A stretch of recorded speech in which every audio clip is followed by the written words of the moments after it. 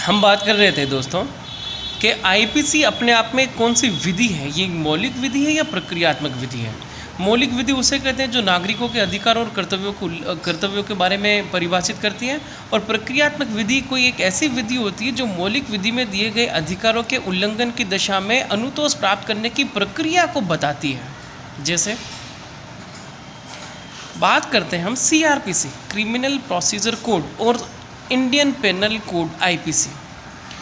IPC में ये बताया हुआ है कि यदि कोई भी व्यक्ति इन 5 बिंदुओं के साथ में कोई कार्य करता है, बेईमानी पूर्वक आशय से, किसी चल संपत्ति को किसी व्यक्ति के कब्जे में से हटा लेता है,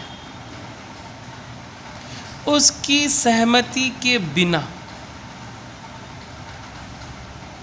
तो ऐसा कहा जाता है कि ऐसा कार्य करने वाला व्यक्ति चोरी के अपराध का दोषी है। तो किसी भी व्यक्ति ने यदि हमारी किसी भी ऐसी संपत्ति को, जो चल संपत्ति थी, हमारे कब्जे में से बेईमानी पूर्वक आशय से हमारी सहमति के बिना हटा लिया, तो ऐसा कहा जाएगा कि उसने चोरी का अपराध किया।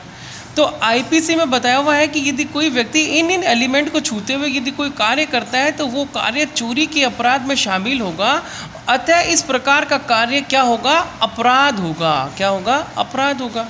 तो आईपीसी चोरी के अपराध, चोरी के कार्य को नहीं करने के बारे में बताती है कि जो कोई भी आदमी इस प्रकार का काम करेगा वो अपराधी होगा और वो सजा का या दंड का भागी होगा, सजा या दंड का दायी होगा। तो आईपीसी ने ऋणात्मक अधिकारों के बारे में उल्लेख कर रखा है, ऋणात्मक अधिकारों के बारे में, कि यदि आप इस तरह का काम करते हो तो आपके द्वारा किया गया काम अपराध की परिभाषा में शामिल होगा। तो जैसे किसी आदमी ने चोरी की तो हमारे विरुद्ध चोरी का अपराध कारित हो गया। आईपीसी में बताए गए अधिकारों के हिसाब से हमारे अगेंस्ट, हमारे अधिकारों का उल्लंघन होते हुए चोरी का कार्य किसी भी अपराधी के द्वारा घटित हो चुका है। अब करना क्या है कि इस चोरी के अपराध करने वाले अपराधी से अपराधी को सजा दिलवानी है, और अपराधी के द्वारा हमारी जो संपत्ति थी उस चोर के कब्जे में से हमें उस संपत्ति को वापस से रीस्टोर करना है।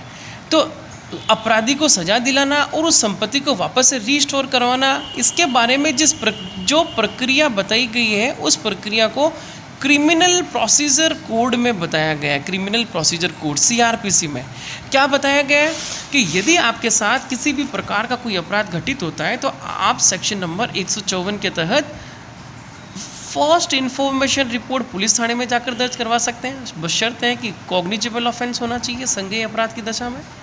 यदि एफआईआर लॉन्च नहीं हो पा रही है, नॉन कॉग्निजेबल ऑफेंस है, तो आप कोर्ट में जाकर सीधे से कंप्लेंट पेश कर सकते हैं, परिवाद पेश कर सकते हैं। ऐसे परिवाद और कंप्लेंट की दशा में पुलिस इन्वेस्टिगेशन करेगी। पुलिस इन्वेस्टिगेशन करने के बाद पुलिस रिपोर्ट पेश करेगी कोर्ट के अंदर। पुलिस रिपोर्ट पर कोर्ट संज्ञान लेगा। वो कोर्ट संज्ञान लेने के बाद में ट्रायल शुरू करेगा। ट्रायल शुरू करके एविडेंस चेंज होंगे। एविडेंस के साथ साथ में यदि कोई एडजोर्नमेंट होता है तो एडजोर्नमेंट होगा, और लास्ट एविडेंस होने के बाद में लास्ट फाइनल आर्ग्यूमेंट होगा, और फाइनल आर्ग्यूमेंट के बाद में पनिशमेंट के बारे में बता दिया जाएगा। तो इस प्रोसीजर को जिस जगह उल्लेखित कर